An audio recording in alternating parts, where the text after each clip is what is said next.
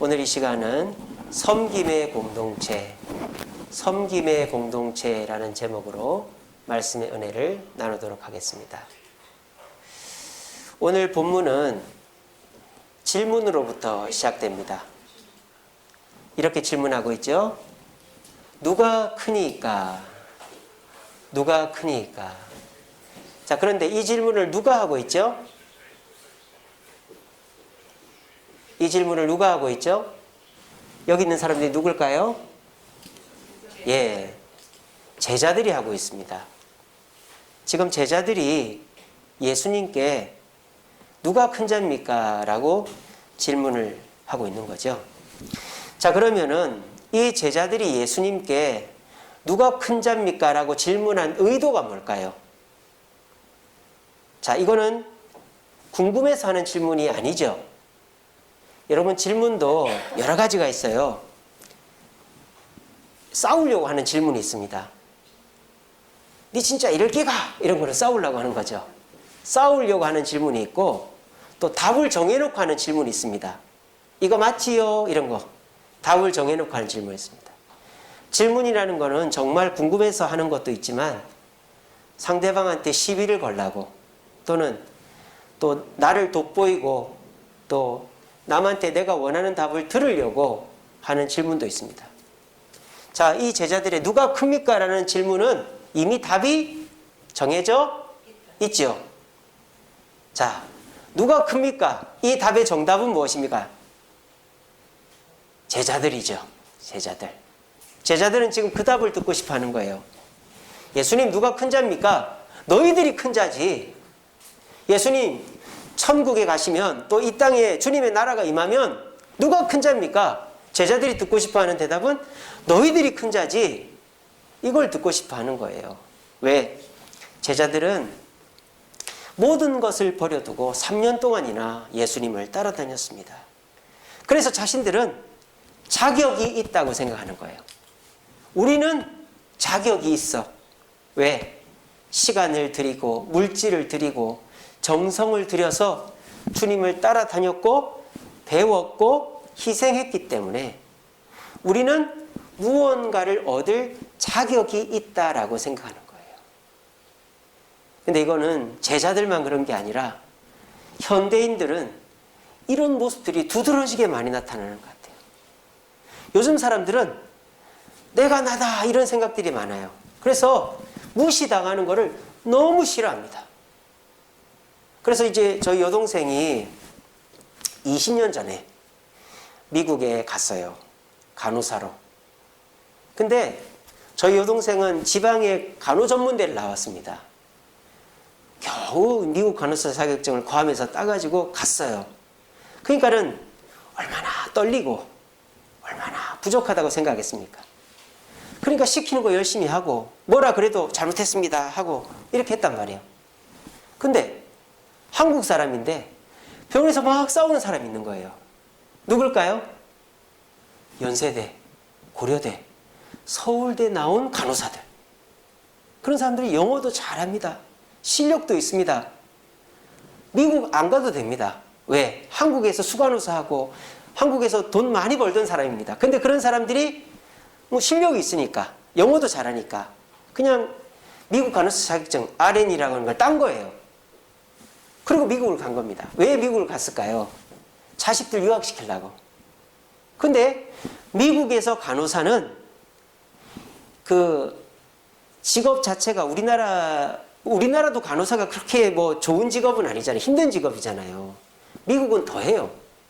그래서 간호사들을 굉장히 우습게 봅니다. 더군다나 동양인 간호사. 미국에는요, 필리핀 간호사들이 그렇게 많아요.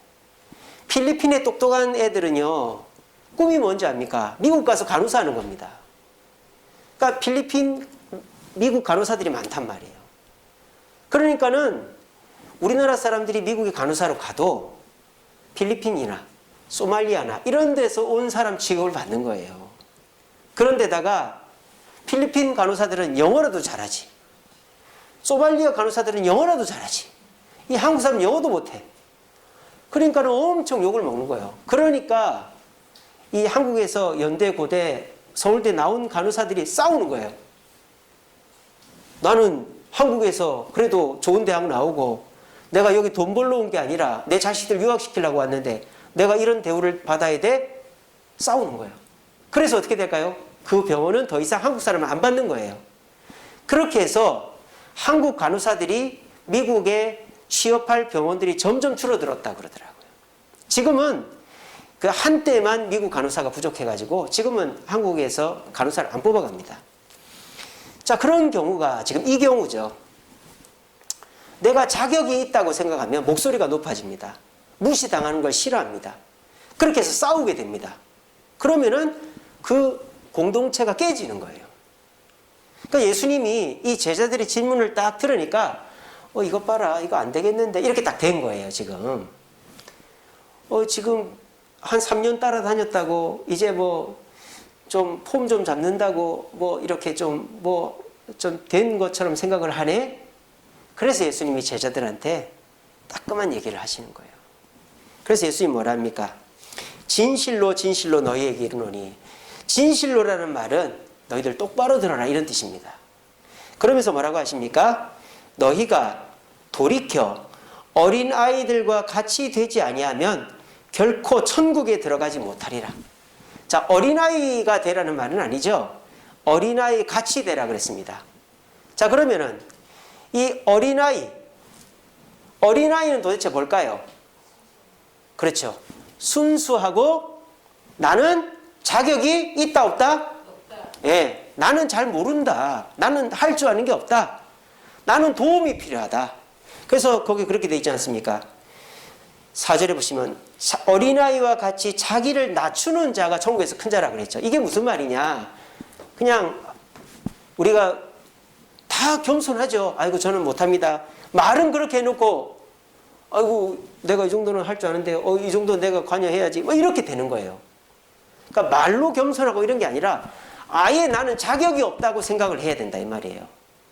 그러니까 예수님은 지금 이 제자들을 가만히 놔두면은 이 큰일 나겠다 이거예요. 오히려 이 제자들 때문에 내가 이 땅에 퍼뜨린 복음이 더 망가지겠다 생각하는 거예요. 그래서 제자들한테 정말 기분 나쁠 정도의 말을 하는 겁니다. 그래서 어린아이랑 제자들을 비교하는 거예요. 그래서 어린아이와 같이 자기를 낮추고 겸손하지 않으면 뭐라고 합니까? 천국 자체를 못 들어온다 그러잖아요. 지금 제자들은 뭐라고 물었습니까? 천국에서 누가 큽니까? 라고 물어봤어요. 답을 정해놓고. 천국에서 우리가 제일 크죠? 답을 정해놓고 물어봤는데 예수님은 천국 자체를 너희는 못 들어와. 이렇게 해버리는 거. 그랬잖아요. 어린아이 같이 않으면 결단코 천국에 들어오지 못한다 그랬단 말이에요. 나는 자격이 있어. 나는 대우받아야 돼. 나한테 함부로 하면 안 돼. 이렇게 하면은 천국에 못 들어온다 이 말이에요. 너희들 정신 차리라 이 말이에요. 그리고 예수님이 무슨 말씀을 하십니까? 더 충격적인 말씀을 하십니다. 연자맷돌 얘기를 합니다. 연자맷돌. 자, 6절에 보십시오. 누구든지 나를 믿는 이 작은 자 중 하나를 실족하게 하면, 그러니까 이 어린아이 같은 자, 자격이 없다고 생각하는 자, 예? 그러니까 초보자, 교회 새로운 성도, 뭐 이런 사람, 자격이 없다고 생각하는 자를 실족하게 하면, 그 다음 뭐라고 되어 있습니까? 차라리 연자맷돌이 그 목에 달려서 깊은 바다에 빠뜨려지는 것이 나으니라.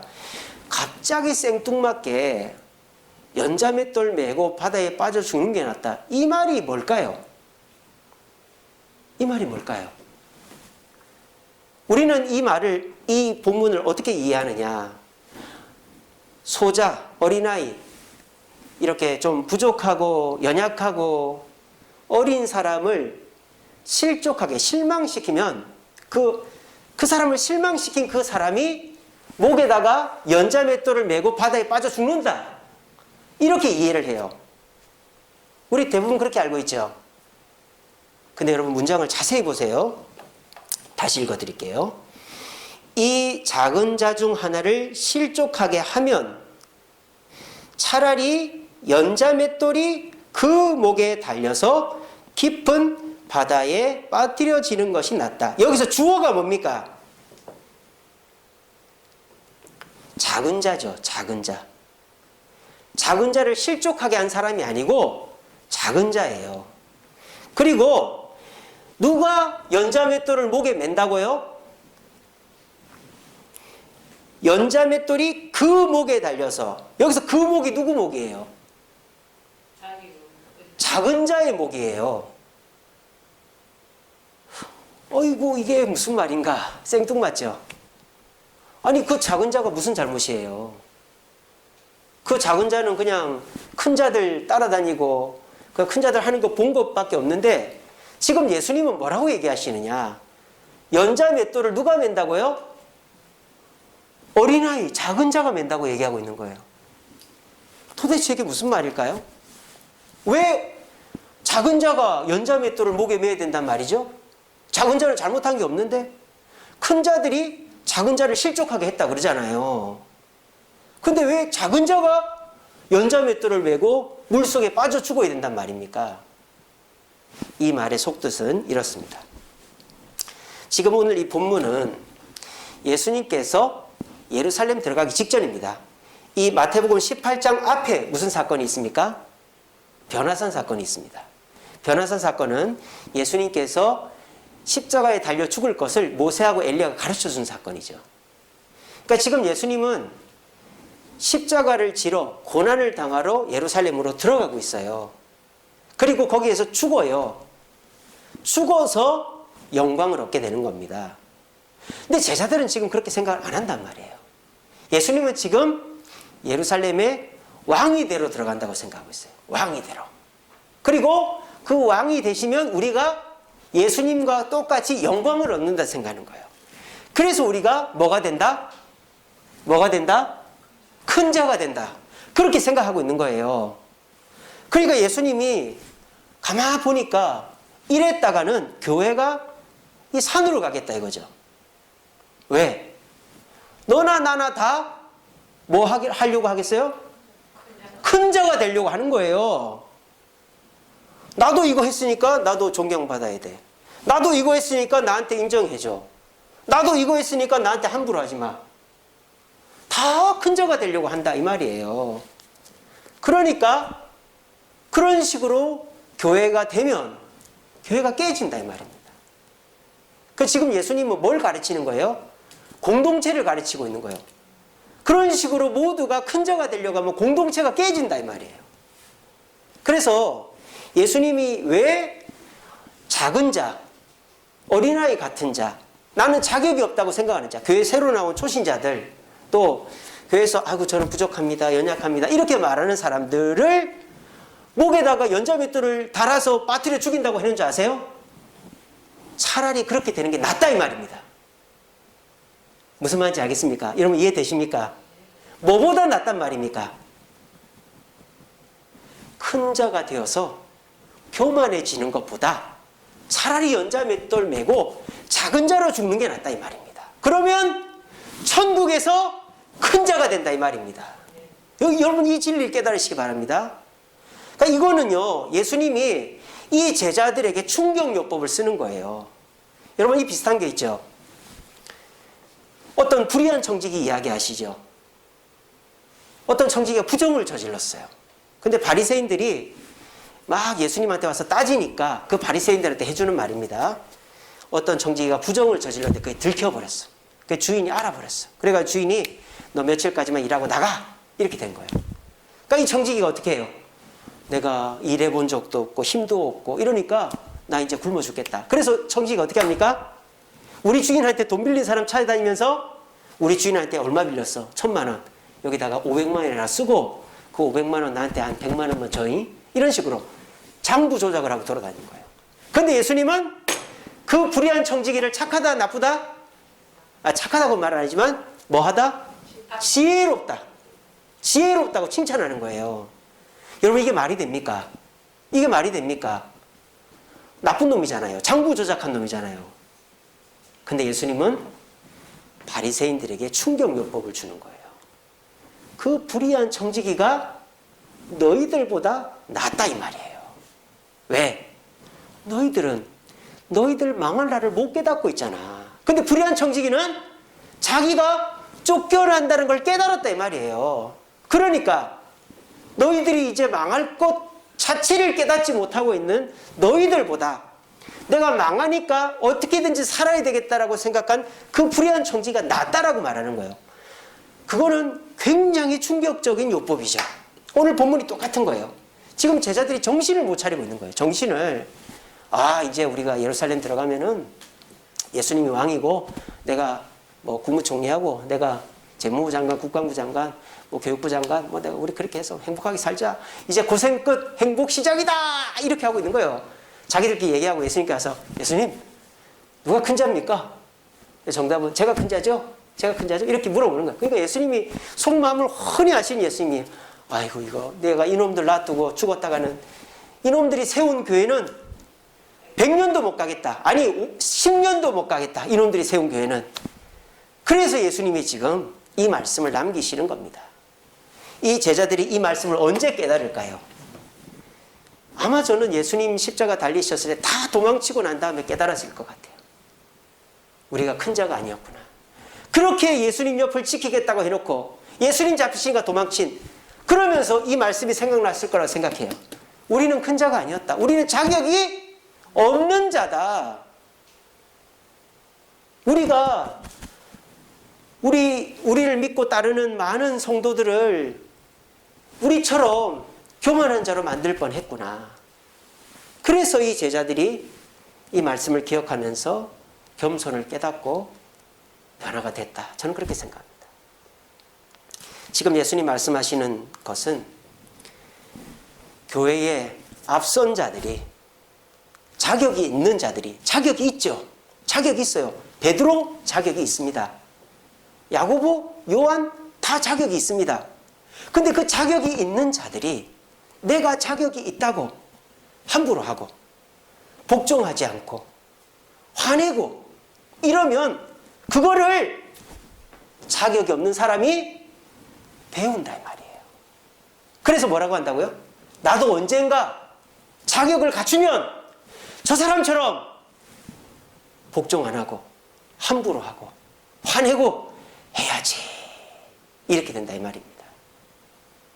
만약에 자격 없이 교회를 처음 오고 초신자가 와서 그 자격 있는 사람들의 그런 모습을 보고 배우면 차라리 그 사람은 자격 없는 채로 죽는 게 낫다 이 말이에요. 그러면 천국 가면 큰 자가 되니까. 그러니까 너희들이 자격 없고 연약한 자들을 너희들처럼 타락시키지 말라는 거예요. 그러면 그 사람이 차라리 죽는 것보다 타락하는 게 더 못하다라고 예수님이 호되게 꾸중을 내리고 있는 것입니다. 그리고 너희들도 화가 있다. 7절에 그렇게 돼 있죠. 실족하게 하는 일이 있음으로 말미암아 실족하게 하는 그 사람에게는 화가 있도다. 실족하게 하는 사람, 나는 자격이 있어, 내가 나다, 함부로 하고 화내고 복종하지 않고 이러는 사람도 벌을 받는다 이 말이에요. 그리고 더 중요한 건 뭡니까? 그 모습을 자격이 없는 어린아이들, 초신자들이 보고 배워버리면 공동체가 파괴되어 버린다는 것입니다. 그러면은 예수님이 십자가에 달려 죽은 의미가 없어지는 것이죠. 여러분 그런 교회들이 있잖아요. 성경에 어느 교회입니까? 고린도 교회가 그랬잖아요. 고린도 교회는요, 다 내가 자격이 있다고. 나는 바울파다, 나는 게바파다, 나는 아볼로파다, 나는 그리스도파다. 그러면서 자기 자격을 내세우면서 막 싸우니까 그 돈 많고 좋은 성도 많은 고린도 교회가 초대교회에서 제일 시끄러운 교회가 됐잖아요. 이게 뭡니까? 내가 크다고 생각하는 사람이 모이면 그곳은 아무 일도 못하고 싸움밖에 못하는 거예요. 거기에다가 사도 바울이 디도를 보내고 나는 자격 있다고 한 사람들 다 치리시켜버리고 작은 자들을 들어서 교회를 정리하니까 고린도 교회가 다시 정상으로 돌아갔던 것입니다. 교회에는 큰 자가 잘해야 돼요. 그리고 자격이 있는 자가 자격이 있지만 나는 자격이 없습니다라고 해야 되는 거예요. 그거를 우리 학생들한테, 청년들한테, 교회에 온 성도들한테 가르쳐줘야 되는 거예요. 그렇게 되면 어떻게 됩니까? 그 교회는 섬김의 공동체가 된다라는 것입니다. 예수님이 지금 이 연자맷돌을 목에 달고 죽어. 이거는 어린아이가 천국에서 크다. 그런 얘기가 아니에요. 어린아이, 이거는 그 어린이 주일날 설교하는 본문이 아닙니다. 이거는 우리 같이 자격이 있는 자들이 들어야 될 말씀이에요. 특별히 저같이 목사들이 보면 처음에는 개척해가지고 뭐 잘 때가 있습니까? 교회 한 구석에 장판 피고 자고 말이죠. 먹을 게 없어가 성도 집에 가서 밥 얻어먹고, 성도 집 화장실 가서 샤워하고, 그렇게 살던 목사들이 교회가 조금 부흥하고 재정이 조금 느니까 그때 생각은 전혀 못하고, 내가 고생해서 교회가 커졌지, 교회 지었지, 부흥했지, 이제 내가 좀 누려야 되겠어, 내가 큰 자야. 그래서 목사들이 교인들을 타락시키고 그 목사의 끝도 안 좋은 거예요. 오늘 이 설교는 저한테 하는 것입니다. 지금 우리 교회는 건축을 하고 있습니다. 우리 교회가 지어지고 나면 하나님이 사람들을 보내주실 것입니다. 그러면은 그 교회로 몰려온 사람들에게 우리가 어떤 모습을 보여줘야 될까요? 나는 이 교회에 큰 공헌을 했다. 나는 자격이 있다.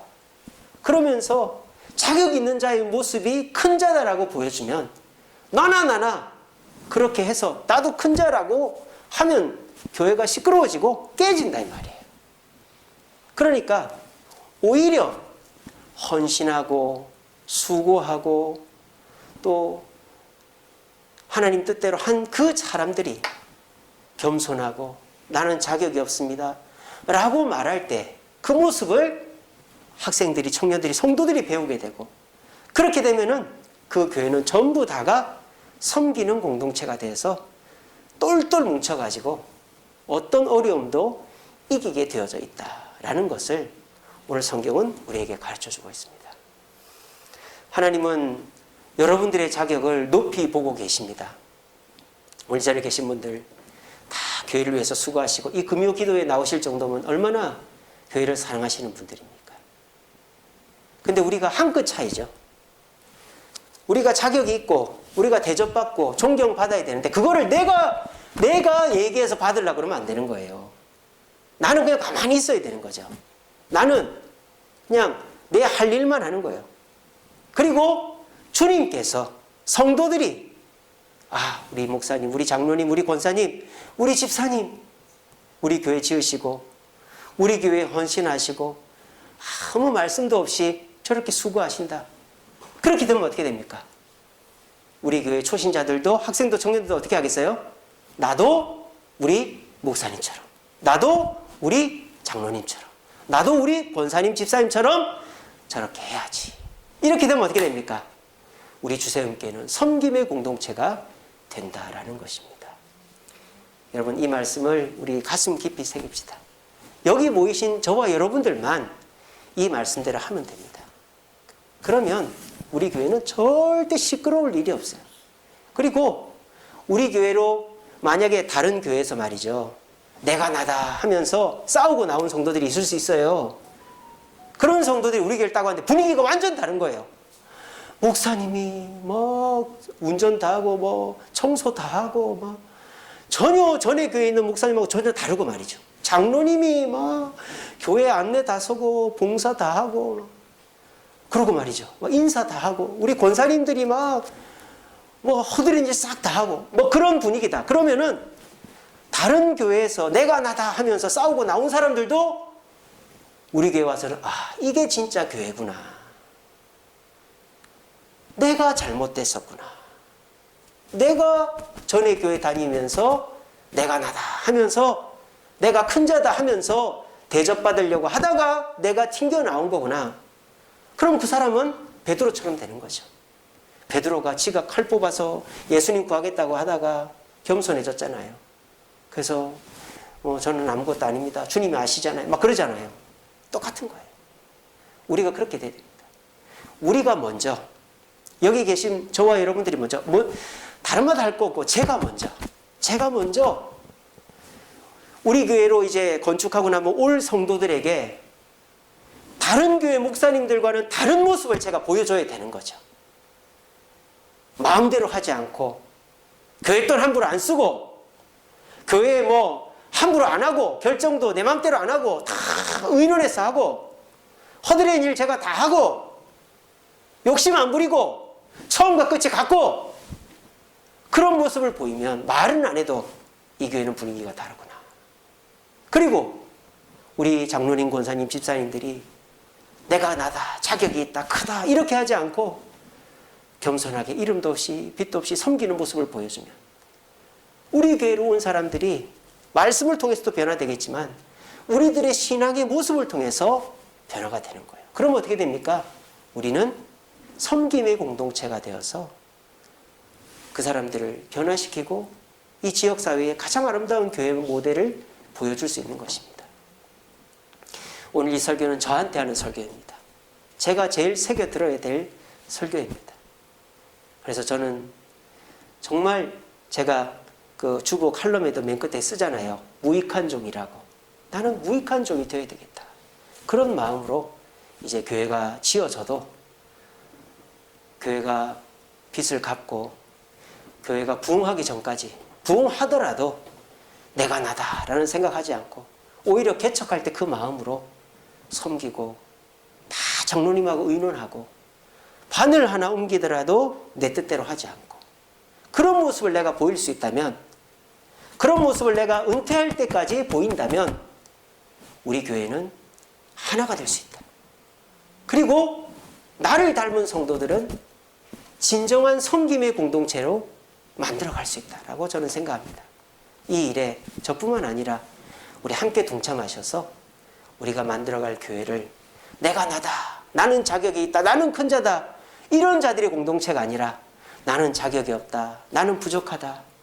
그래서 그 연약한 자들이 우리 교회에 와서 더 교만해지고 그렇게 하면은 차라리 그 사람 연자맷돌 달아가지고 차라리 죽는 게 낫다. 그렇게 만들지 말자. 그런 마음 가지시고 우리 모두 내가 자격이 있어도 자격 없는 자의 모습으로 남을 섬겨서 섬김의 공동체를 만들어가는 저와 여러분들이 되시기를 간절히 바랍니다. 말씀을 맺겠습니다. 우리 같이 읽어봅시다. 시작.